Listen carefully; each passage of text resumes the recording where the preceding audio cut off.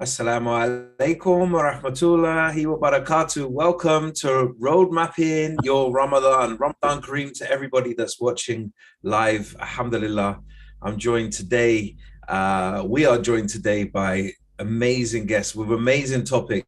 Sister Doureine is a life coach. We're doing hosting of these episodes throughout Shah Ramadan every other day. We've got 15 different topics, and we're super excited to have the incredible, the amazing, the one and only Uzma Naqvi with us, who in a right is a phenomenal person. And it's incredible to have you on the show today, sister. Thank you. Thank you, Neil, for that intro. Uzma is actually a holistic transformational coach. And she has very kindly agreed to come today and share her knowledge on this amazing topic. So first and foremost, thank you, Neil, and Ramadan Mubarak to all of you. Ramadan Mubarak to you, Uzma. Assalamu alaikum. Assalamu rahmatullahi wa barakatuhu, and Ramadan Mubarak to all the beautiful listeners and to both of you. Thank you so much for having me. Jazakallah khair. Excellent. So today's topic is he who truly knows himself knows his Lord. I mean, the self-discovery element of this beautiful saying is just second to none. Uzma, what is your take on this very amazing and very, if you think about it, if you don't, it's deep. It's very deep, isn't it? I don't think it can get deeper than this, subhanallah, because directly it connects you to Allah subhanahu wa ta'ala, and it tells you that the pathway to your Lord is through yourself. So there is something to ponder over here. There's something for us to think deeply about. So I think it is very, very deep, and I'm so glad that you've picked this topic, and I'm so glad that you've invited me, because this is something that I'm very passionate about, something that I talk about in a lot of depth, something that I teach, taking a year actually. So I don't know how much I'll be able to do justice to this topic in such a short space of time while we're here, but we'll definitely kickstart the conversation. So when it comes to self-discovery, there is so much depth to this, but really what it boils down to is understanding oneself. We are a very complex human being. We have so many aspects to ourselves.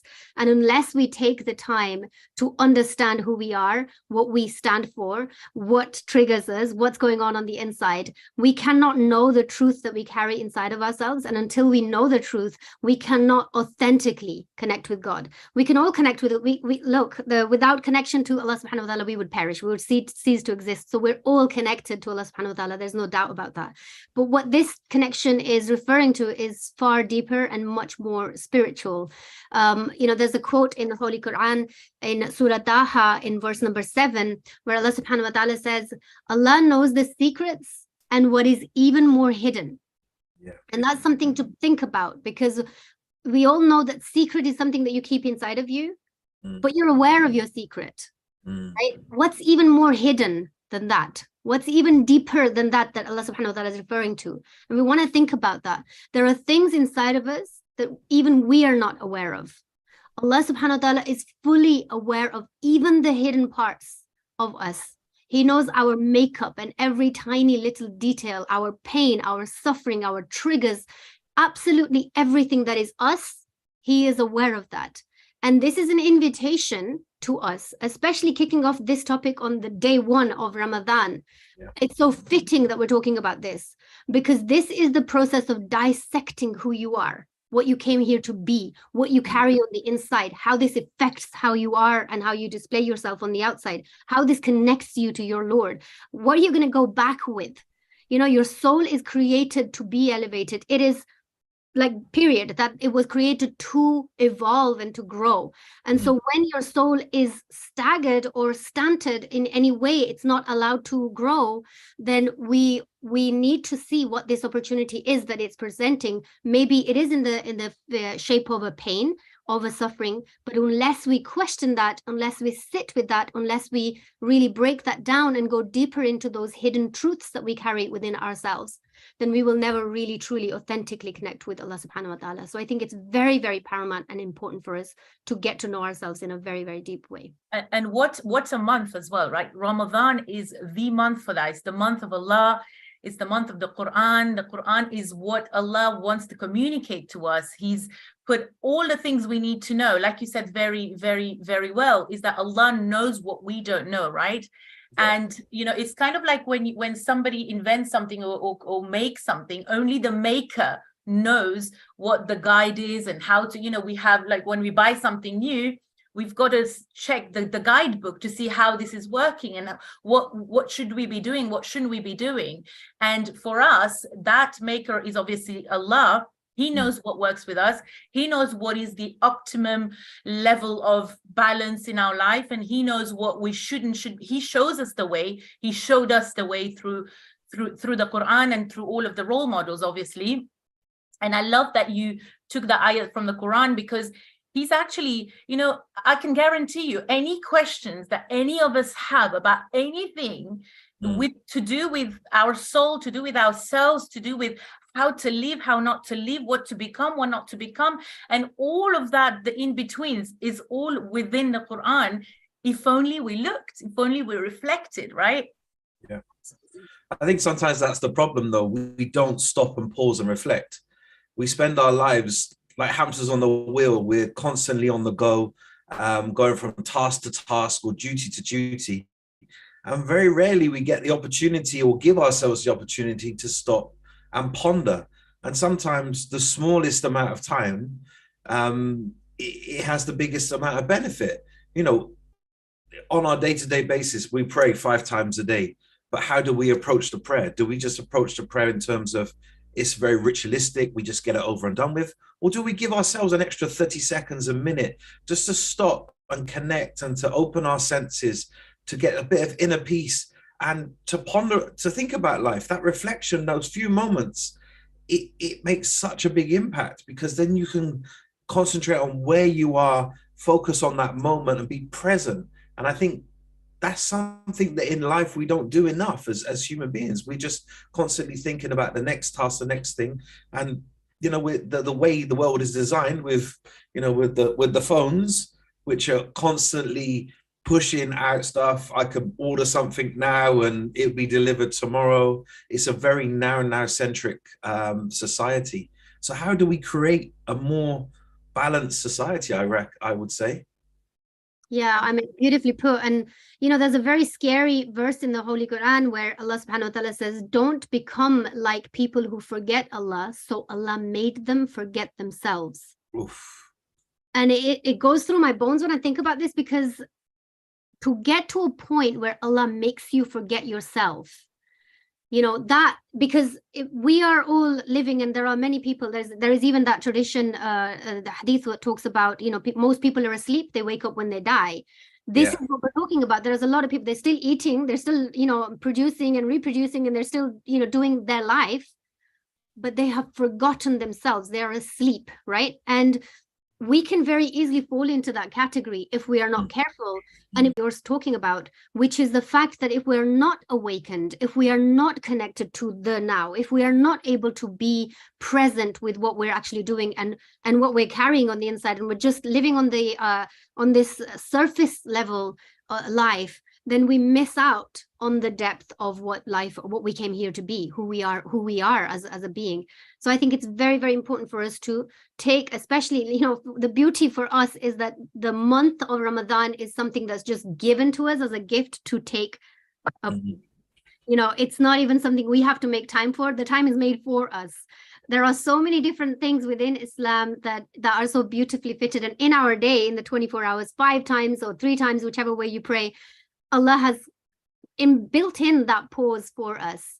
So, you know, a lot of people see Salah as, oh my God, I've got to pray. But if you see it as, I can take a pause from the chaos that's going on around me, and I can really take this time in for myself, it changes the ball game and how you actually look at it and how you connect.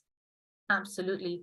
And, you know, I love that both of you mentioned this as well, which is the reflection element of it, because essentially, I think that is the muscle that each and every one of us needs to build within us. It is in the Quran in many places, you know, for those who reflect, reflection is a massive, massive part of knowing oneself, of asking yourself these questions that sometimes, what you said, Sister Uzma, that, you know, to awaken that, we need to ask ourselves the difficult questions. We need to go in places within our hearts, within our bodies that we've never been before, or maybe we don't want to ask ourselves. So that would be one of the way to kind of starting to know ourselves. What are my triggers? What is happening? Why am I reacting that way? Why am I behaving that way? Why am I thinking this way? And all of that slowly gets you to kind of getting to know you, getting to really not just being a sort of an automatic sort of, you know, autopilot, but really getting to know that, being vulnerable, being super duper honest with yourself. And Sister Uzma, how do we link that now to knowing your Lord? Well, you know, if you get to a point where you're starting to ponder and question and ask all these important questions about who you are, what this boils down to and where this is actually taking you is to your authenticity, your truth. And that's what we're after. It's integrity. It's being a person of character. And when we get down to, and this is what muhasaba is, when you're actually starting to really think deeper about what you are and who you are and what you bring into the world, and what your legacy is, what you're supposed to be doing. If you're living on that tip of the iceberg, kind of a superficial way, you would never truly figure out yourself, and you will never truly do or live the life that is purposeful. But if you actually start to ask these questions, and I like one of the words that you said within this, slowly you get to this point, because I think there is this rush about us, because as Neil brother is saying, that we live in a fast-paced world where everything happens yesterday, like it should happen right now. And so we often get very tricked into this phase of, like, you know, everything needs to be done right now. There is no rush. You know, Allah subhanahu wa ta'ala has given us this life, and we are judged on the way that we strive. He says, I am to my lover the way that he or she thinks of me. And that's a powerful thing to know. If you think of Allah as somebody who can help and support you and conquer your fears and whatever it is you're working on, then he will absolutely do that. It's based on the beliefs that you carry. But if you have a contrary belief, even at a subconscious level that you're unaware of, that you don't really trust the process, there is a bit of a doubt in the back of your head, that will also manifest. You don't get what you are. You don't get what you want. You get who you are on the inside, right? And so I think it connects to Allah subhanahu wa ta'ala in a very, because it reveals you. It reveals your everything about you, the inner version of who you actually came to be. And when you can connect that version to Allah subhanahu wa ta'ala, that is the most authentic type of ibadah that you can do. And discovering yourself is ibadah. Actually, when I begin my program, I actually get my clients to read, or, you know, read a dua, or even do a 2 rakat salah to hadiya to some, you know, one of the aimas or something, to say that this is, I'm doing this qurbatan ilallah, so that this door opens so wide for me that I'm not somebody who's still, you know, lost and bewildered with this, because it's a very difficult task. I have to say, like, it's not easy to discover yourself. You come up with some naked truths that you would never want to admit to yourself, and to come face to face with those is very difficult unless you have the support of Allah subhanahu wa ta'ala, unless you have the belief that he has my back and I'm always able to refer back to him at any point. So, you know, it takes you to your authentic self. And that is what Allah is looking for. And it's, I think, you know, sometimes I correlate it to when we die, we're going to go into barzakh, right? Yeah. And barzakh is basically a cleansing period where there's a lot of purging and things that happen that need to happen for you to be able to purify enough to get to Jannah.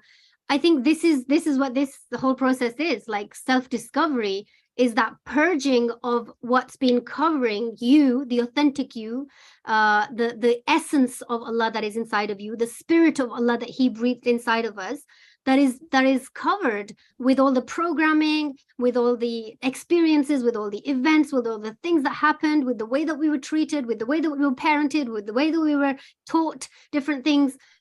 We are lost. in the midst of all of that.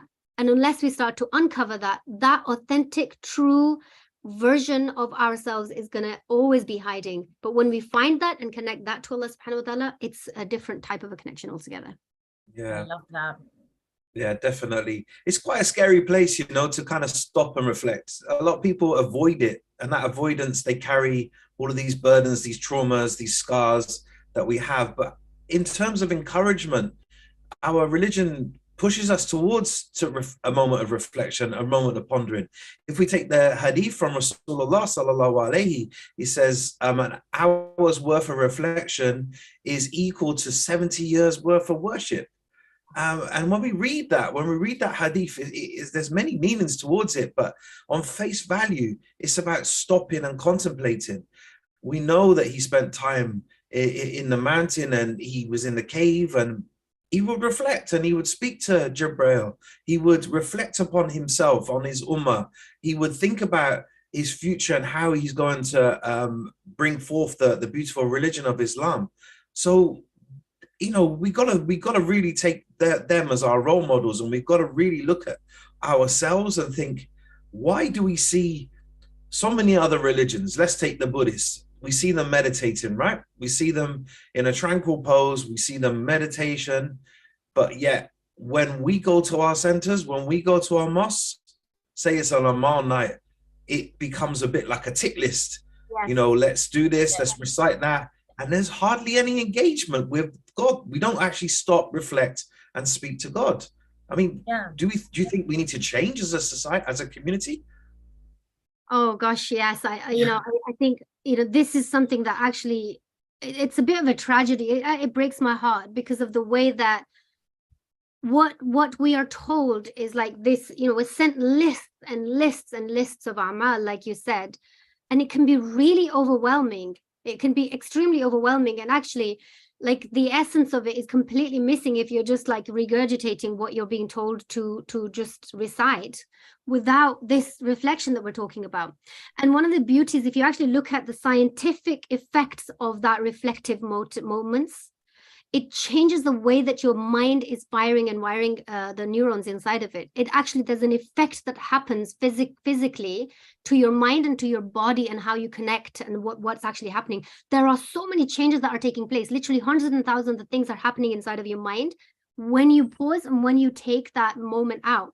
So I think that there is a beauty attached to it. And this connection that you're talking about, I don't know if it's controversial to say, perhaps I should have asked you before saying it, but we're here now, that when you're in a center or when you're even at home, I honestly, I don't encourage like this whole read this surah and read that surah, and it's too much if you don't know what you're doing.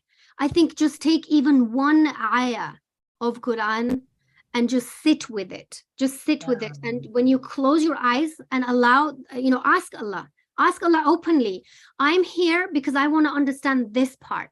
Like, it's come to me, it keeps appearing in front of my eyes. I don't know what it means. You are the Lord. You created me. You know my truths, but you know even hidden parts of me that I don't know myself. And you are the one who said these words. I want to understand them. I need tawfiq from you to be able to do that. And I'm here. I'm here to open up. I'm here to allow this information to seep through, and you would be amazed at what your own body, what your own intuition brings up into your mind about the different ideas and thoughts and different things that are going to come up in your mind with the information of what that actually means to you. But you cannot have that if you don't stop and reflect. You have to connect with the heart. And I think it's a crying moment when we don't even invoke the heart when we're praying. We're just using the tongue and we're using the mind, and we're just like blah blah blah blah blah blah blah blah. Night's over before you know it, like, and the heart was left abandoned all that time. And it is that Allah subhanahu wa ta'ala talked to. The Quran is not revealed to your mind, it was revealed to your heart. And so unless we invoke the heart when we are trying to understand it, we're not going to gather much information. We're not going to really able to reflect in the way that we're talking about. Yeah, I love what you said, because to be honest, a lot of information, like we've gone to so many lectures and majalises, and we've gathered all of that information, all of that knowledge, and it's there, it's in our mind. And every time we hear, it's like, oh, I know this, I've heard this before. But the I know part is the two most dangerous, words, because as soon as you say, I know, I don't need to hear this again, you've already rejected that. Whereas it's all about, how do I download what's knowledge into my heart? You talked about the heart. How do I download it in a way that I can now, it's in my fibers everywhere, and I'm able to actually, my behaviors are following what I know now, and they say, right, knowledge is power, but applied knowledge is freedom. And you want to be free in becoming the person you want to become. And going back to the du'as and the tick list that we talked about, I mean, reflection starts with understanding, why have these du'as or these amals been prescribed to us in the first place? And what is behind this? What is it that was supposed to be achieved from this? Is it just, like you said, just blah, blah, blah? Or is there a reason behind? Is this wanting to making me become somebody different? Or that the reflection starts even before the amal starts. And it's like, what is it that I can do? What is it I'm supposed to be doing? What am I connecting with? If there's an array of like a plethora of du'as, and what is the one thing that I can do that I can really connect with, that I can really take away something from, and that can change me as a person, that can be that, that transformational piece to my life that I can become. It's not the quality, it's not the quantity, it is the quality after all, isn't it? Absolutely, 100%. And sister, I think if we took Ramadan and moments like that are built within our year in a way that we are prescribed certain times that we are told, and it's like a factual information for us, that this is a very, very special time. Every breath you take is a whole different breath, like it's not the same way. And so when you can understand that there is something in this month that I ought to grasp, I think and when we reflect that back to ourselves, we all know our weaknesses very well. We all know what we're good at, and we all know what we're not so good at. We all know what we need to refine, and we all know the things that we showcase to the world that are good in us. If we can just, even on this night, this is the first of Ramadan, if we can sit down and think about our character, right? Our character, what we carry. A good character is not something you're born with. It is something that you have to develop over time. You have to work on it. You have to refine it. You have to practice building good character. So you have to really dedicate your consciousness, all of yourself, your whole being, to be able to do that. Because think about any character, right, trait like courage or determination or honesty. It doesn't just appear. You've got to have that sense of self-discipline. You've got to really be able to bring it about. And I want to just part with you. The origin word character is actually quite interesting if we look into the depth of what that means. It comes from a Greek word that is for engraved and mark, like a symbol or an imprint, right? And when we think about that, on a month like this, on a night like this, on a day like this, where we're talking about reflection, and we take this ancient, in the ancient times, they used to take like a character or a symbol, and they used to, like, remember when they're sending letters to different countries or whatever, they used to put this wax on, and then they used to put this character on it. Yeah. That was the stamp. Right, on the clay or the wax or something. So the original meaning was to stamp an identity onto something. Who is this from? Who is this going to? Almost like a trademark. So when we think about the original meaning of character, to engrave, to imprint, to stamp, this process of building a good character starts with you understanding what is it that you want to engrave on your sense of self. What do you want to stamp? What kind of values, what kind of beliefs, what kind of ways and character traits do you want to have impressed on your sense of self, so that you can go about living your life? If you think about the life of Prophet Muhammad sallallahu alaihi wasallam, even the non-believers knew that he was trustworthy. That was something that was stamped on his sense of self. So we ought to give this a really good deep thought about what we want to change. Yeah.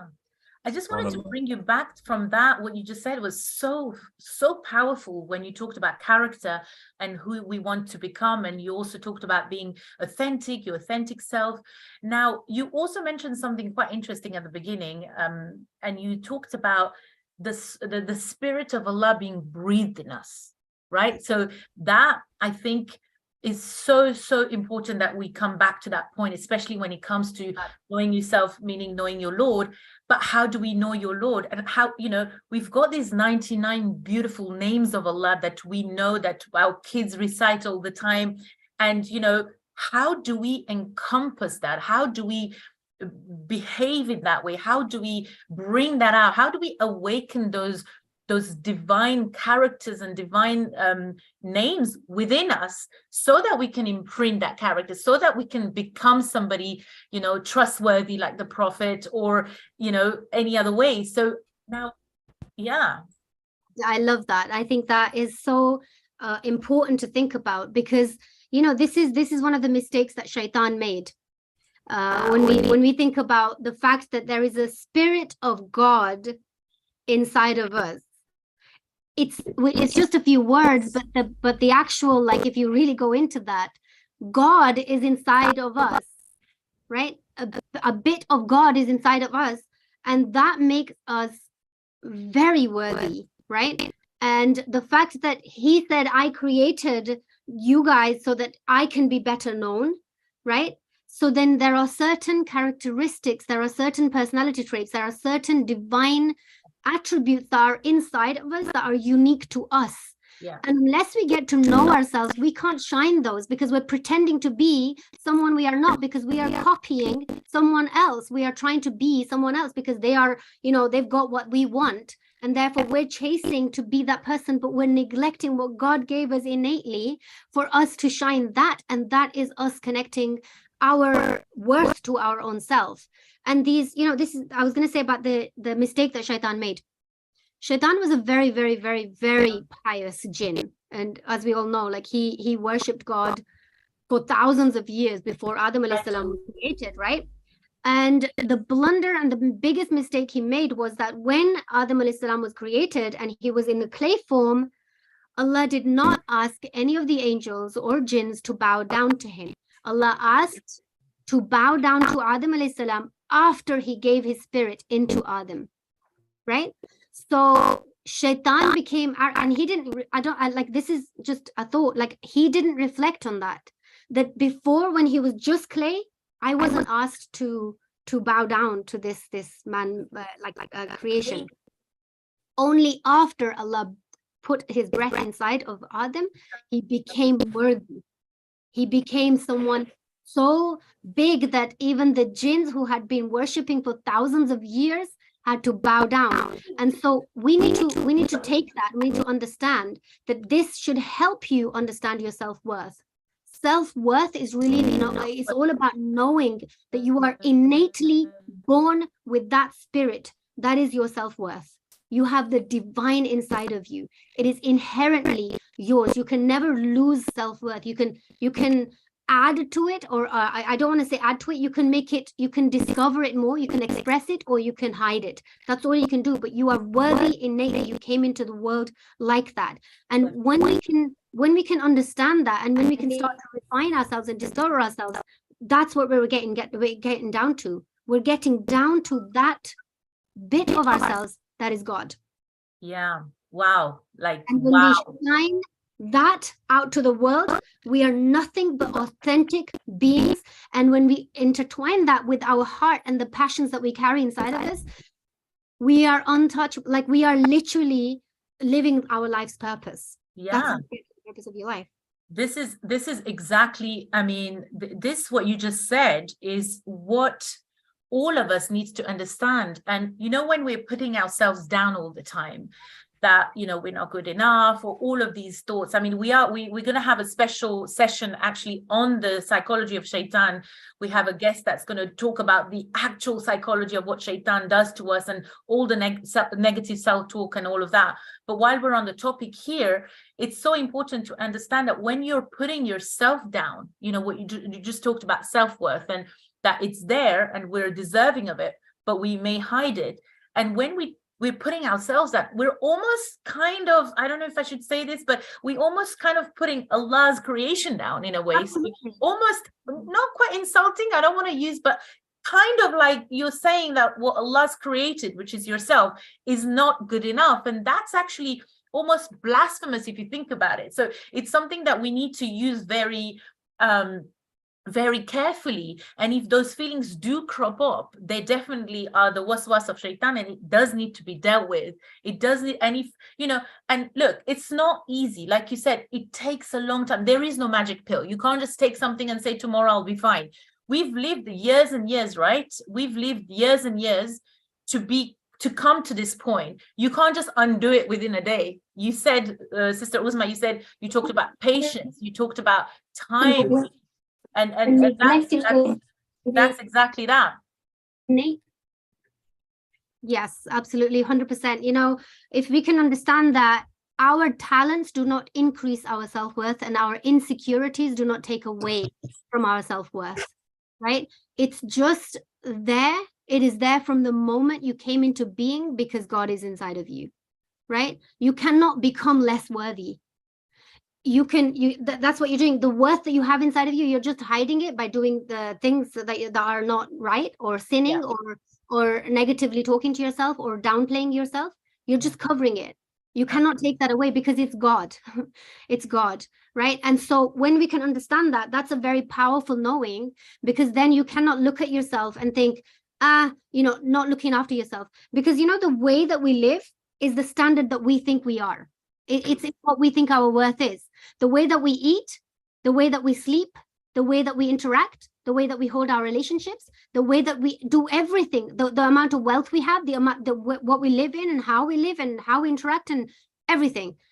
It's what we've told ourselves at a subconscious level. This is what I'm worth. And whenever you tell yourself, actually, I promised myself I'm going to go to the gym, or I promised myself I wasn't going to have that slice, and then you end up doing exactly what you promised yourself you wouldn't, it means that you have not understood that you are worthy of that commitment that you've made to yourself. You are worthy of all the commitments that you make to your boss and everyone else in the world, but to yourself, you're like, it's not that important, because you haven't understood the essence that you are carrying inside of you, which is God. I'm going to keep saying that. The universe inside of you. This is what Imam Ali Islam talks about. There is a whole universe inside of you. The universe is God, the essence that you carry inside of you, the attributes of Allah that you carry inside of you. Once you get to know those, how can you ever question who you are? Like you can't, you cannot. Yes. Brother Neil, you with us? Yeah, I'm with you. I've had to join with my phone. Do apologize. No worries. Honestly, technical issues on day one, but there we go.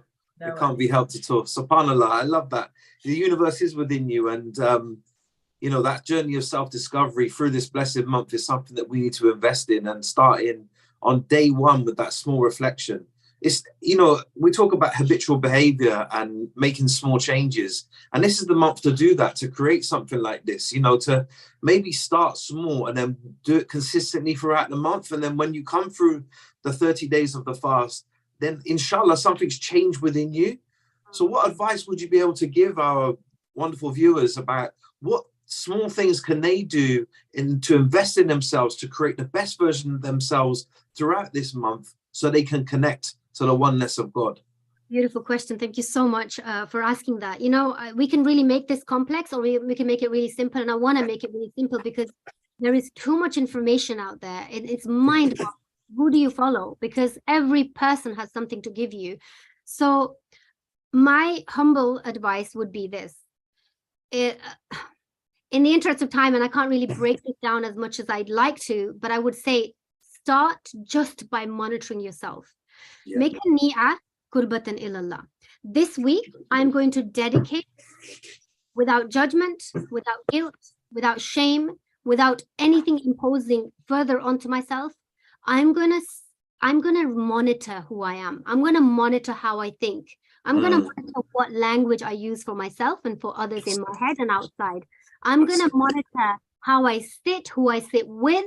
I'm gonna monitor what I eat, how I treat myself. Because that is going to showcase how worthy you feel, actually. Yeah. Without really ever knowing it, when we don't really feel we're that worthy. But when you start to monitor For a week, if you can dedicate a week to just start to get conscious about those things that you're unconscious about, the self-awareness in 1 week that you're going to get, hand on heart, come to me if you don't. I will talk to me if you don't. I will hold you accountable. I will say to you, and whoever's listening here, we've got 10 people listening live. There'll be lots of others watching afterwards. I will bear witness that whoever heard this, whoever ears this landed on, whoever hearts this is landing on, that I said these words with sincerity. And I know that if you actually take this action, life will start to change for you. And it's not a big ask. All I'm saying is ponder on how you are, who you are, right? This will reveal your thoughts. This will reveal your emotion. This will reveal your triggers. This will reveal your relationships, the character traits, the personality type.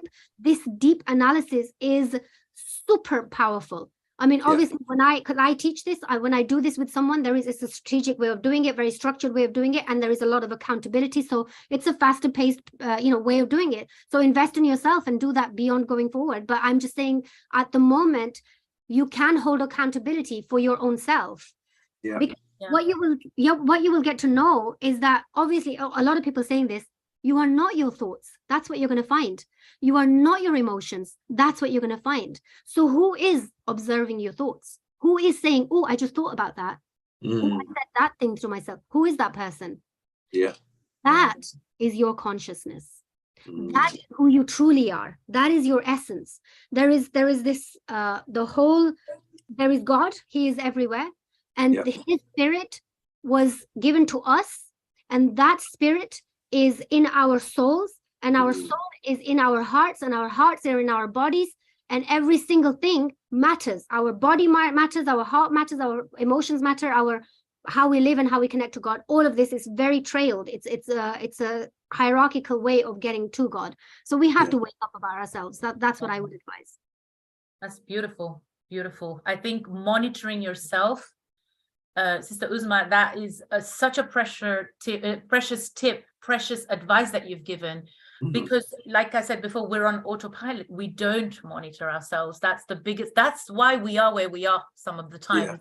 Yeah. And you talked about habitual change, Brother Neil, and it's like, it's only when you will monitor yourself that you will see what your habits have been, as opposed to what you want your habits to be, because you create your habits and then your habits create you. And so although you're not your thoughts, although you're not your habits, you kind of start embodying that, encompassing that, because you're just kind of letting those control you.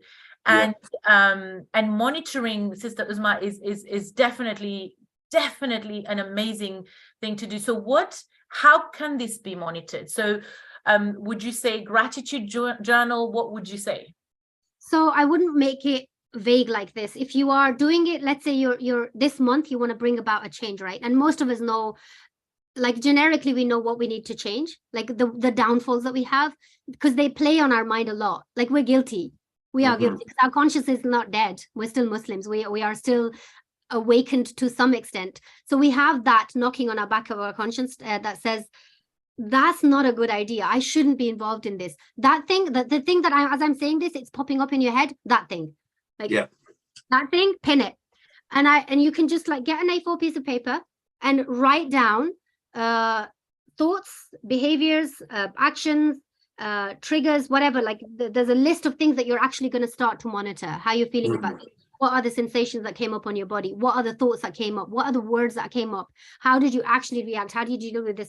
This is super powerful. Like, when you actually start to monitor, but because when you're journaling, it's very vague. It's like you can write a lot of your thoughts and a lot is coming out, but it's not broken down enough. It's not dissected enough. But if you can actually get one thing, let's say in this Ramadan, I commit to giving up anger. I'm not a very angry person, so that's not my trait. I'm just giving that as an example, that if that was my thing, I would grab the bull by its horns and I will say, that's who I'm tackling this month. And then I would really break it down and I would monitor every time it's happened, every situation that occurred when it happened, because that's going to give you your triggers. And by the way, your triggers, your pain, your suffering, your anger, anything that you're dealing with, if you switch the perspective and look at it in a different way, This is nothing but your soul presenting you with yet another opportunity to wake up. That's Right? So instead of seeing it as, oh my God, I failed yet again. Oh, I feel like that again. Say, Alhamdulillah, my soul is trying to wake me up yet again. How do I make the best of this opportunity? How do I wake up to this opportunity so that I can actually start to pivot? And when you monitor like that, even in 1 week, guaranteed results, guaranteed. And it doesn't have to be a big change, right? It doesn't have to be something massive. Pick one thing. I made this acronym. Just randomly sat one day. I was meditating on like how do we do this, like, you know, everybody talks, that James Clear talks a lot about like small changes in habits and all of that. Yeah. So I took the acronym DEEN, DEEN, and I was like, okay, how do we now create this? Because in DEEN, especially in this month, we want to really kind of reflect on that. The D, what one thing will you dedicate yourself to this whole month or this whole week? One thing you're dedicating yourself to. The one thing that the kind of effort, the E for the effort that you are going to put in. So that effort could actually be the monitoring, that I'm going to really monitor. I'm genuinely, authentically, wholeheartedly, qurbatan ilallah, monitoring this one trait that I'm dedicated to understanding. The energy. Because your energy is sacred. It is a God-given gift to you. You don't have like ton of it. You have a certain amount of it each day. And most of us are dishing it out willy-nilly to any Tom, Dick, and Harry. Don't do that. Don't do that, because it is so sacred to you. What you are wasting away is the life that you have. So don't waste it away. Think about your energy. What are you going to invest your energy in? Who are you going to invest your energy in? And like seeing that, how that's going to make a difference to my life. And then the N is the tracking progress, so the new thing that's happening. So the new that you're bringing in, or the new that you're going to add to this. So basically, you're just tracking the new. So if you can keep that in mind, the deen, dedication, effort, energy, and the new or the progress, it will honestly, you will be able to monitor a lot of yourself. That's beautiful. Even to come up with an acronym like that, the state that you were in, you were meditating, you were thinking about it, you gave yourself time of reflection and pausing, and you come up with something as amazing as that.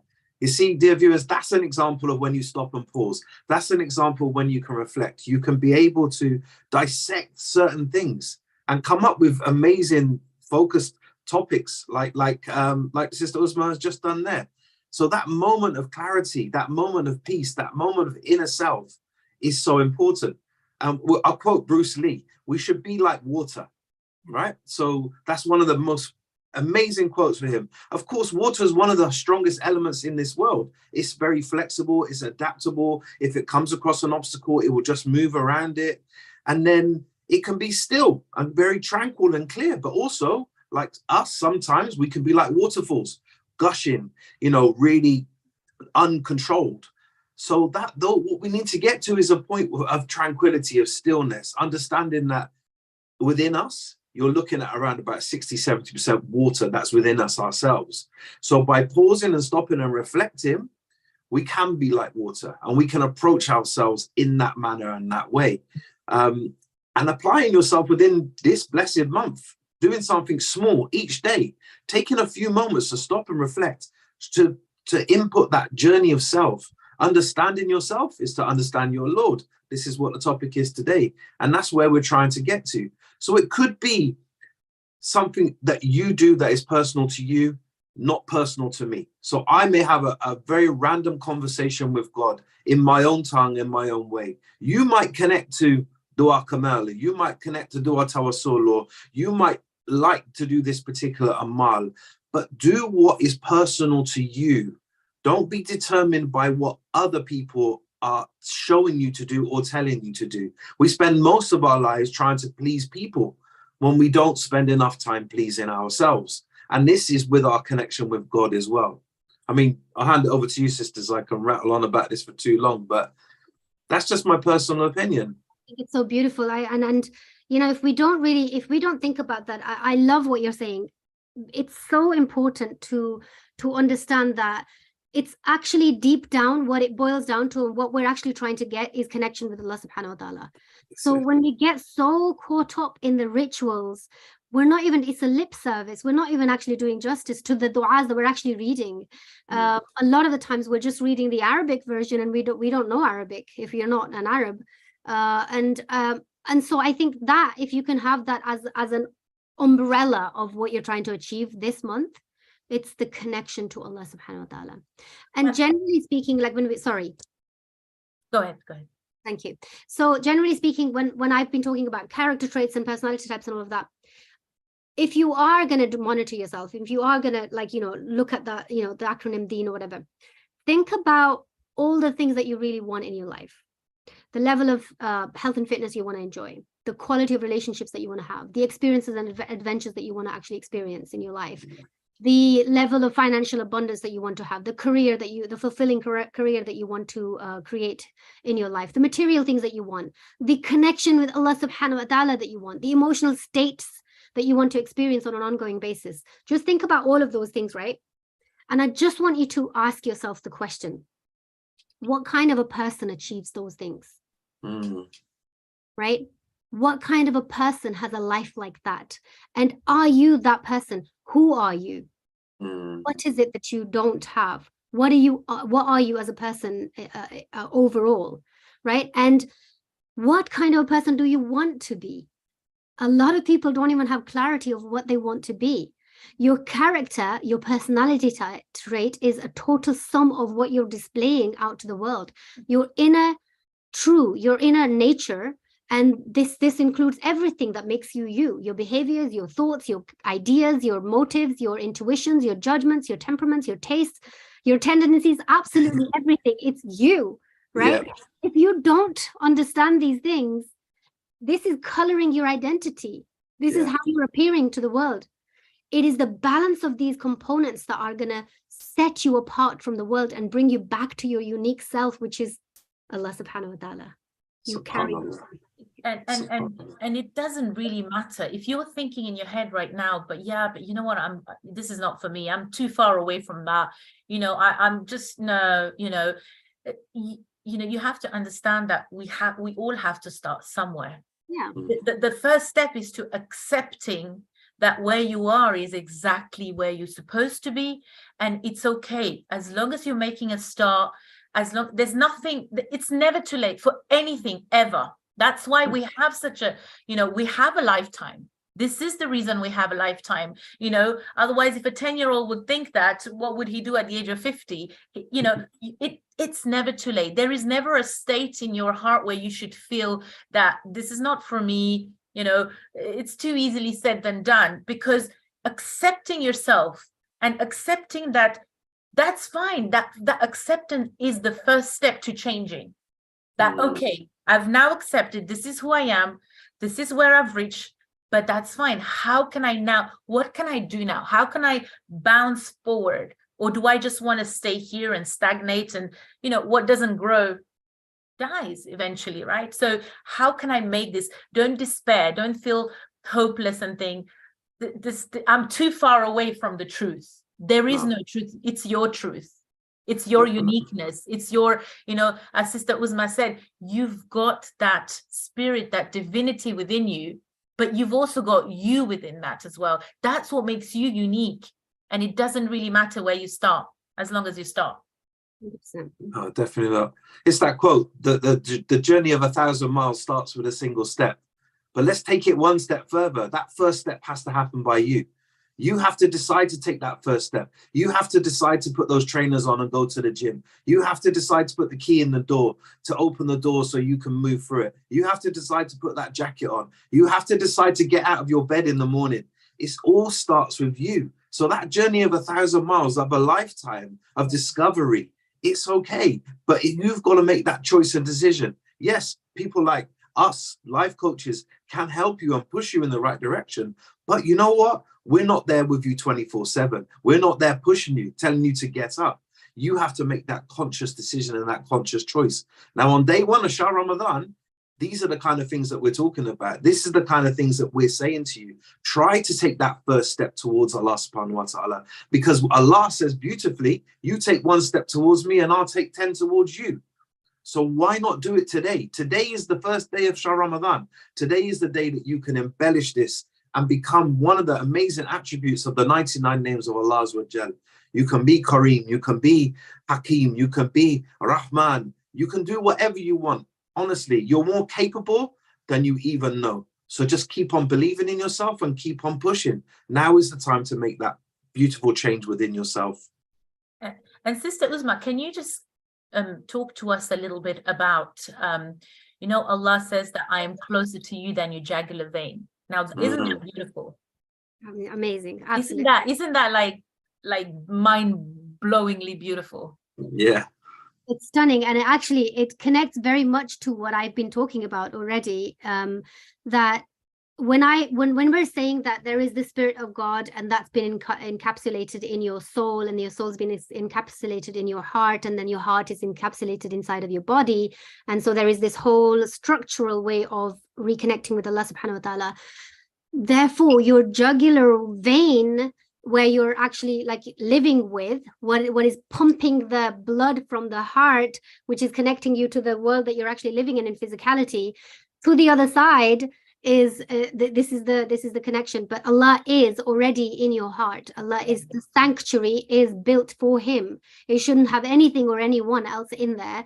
And so when you can understand that really the truth of you, the authentic bit of you is truly connected to God already, it has the Spirit of God inside of it already, then you understand that this is what this is talking about, that he is so close to you that you couldn't even fathom.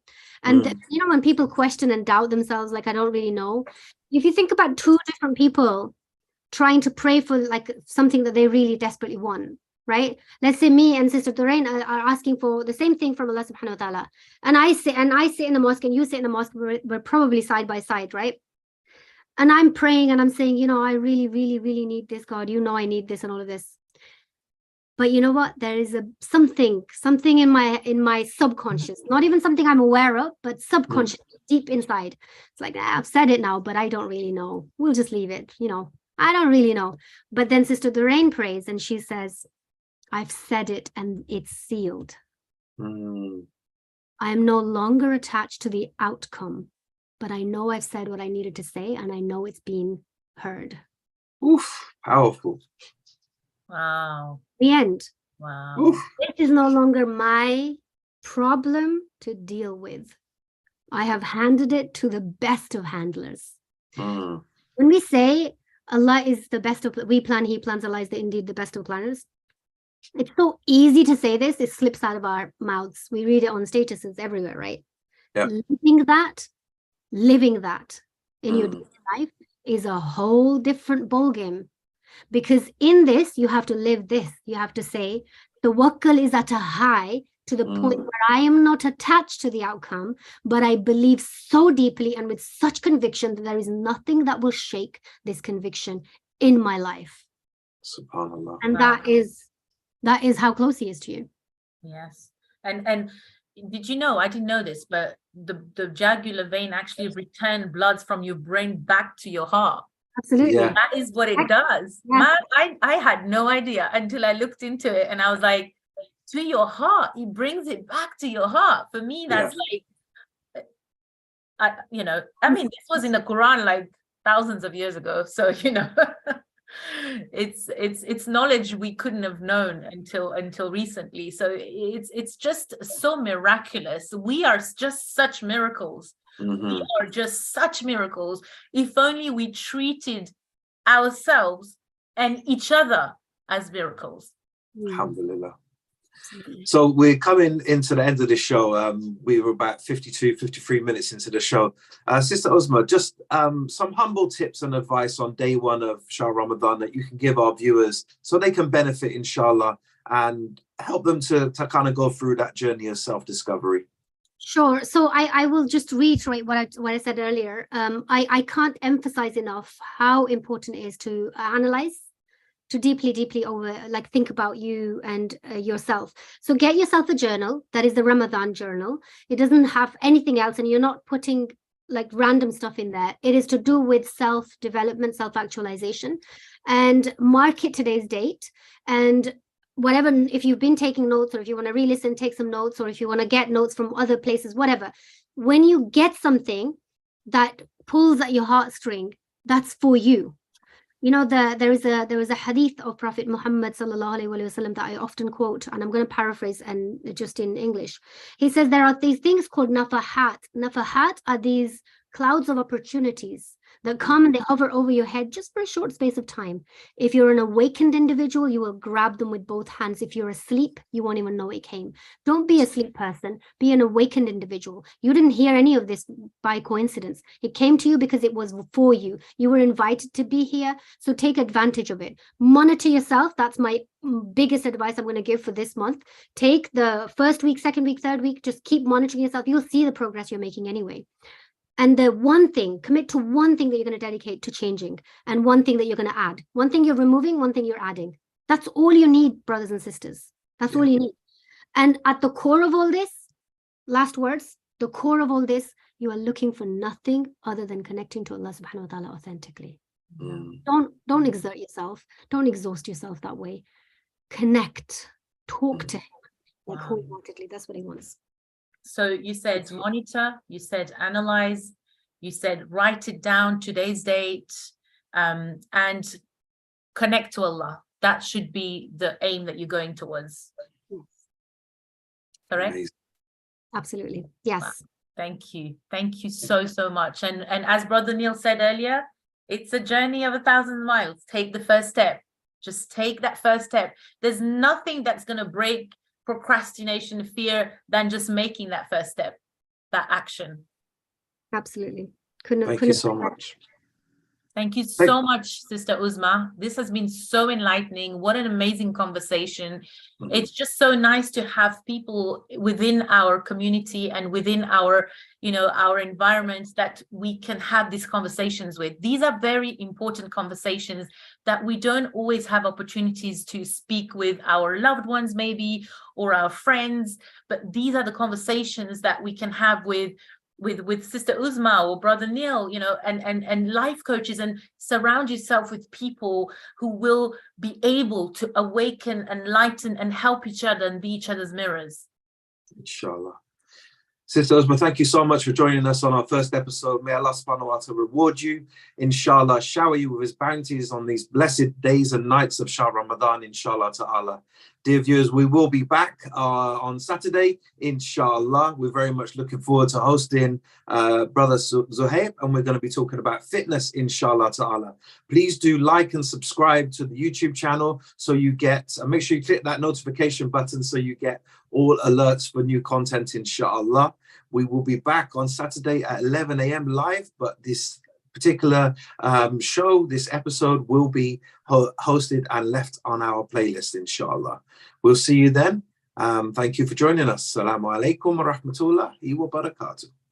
Assalamu alaikum wa rahmatullah. Thank you.